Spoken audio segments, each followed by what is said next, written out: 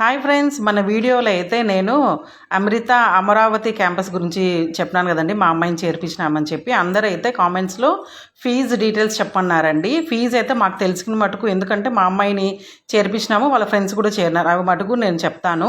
ఒకవేళ ఎక్స్ట్రా కావాలంటే మీరు వెబ్సైట్లోకి వెళ్ళి చెక్ చేసుకోవచ్చు. ఇప్పుడైతే ఫీజు డీటెయిల్స్ అయితే చెప్తామండి. స్లాబ్ 1లో 1,50,000 అండి. స్లాబ్ 2 వచ్చేసి 2,25,000. స్లాబ్ 3 వచ్చి 3,00,000 రూపీస్. స్లాబ్ 4 వచ్చి నాన్ స్కాలర్షిప్ 4,50,000 సిఎస్సి కోర్ బ్రాంచ్కి నాకు తెలిసినంతవరకు. హాస్టల్కి వచ్చేసి 67,000 అండ్ మెస్ ఫీజు వచ్చి 61,000. కాషన్ డిపాజిట్ 10,000 అండ్ హాస్టల్కి కాషన్ డిపాజిట్ 10,000.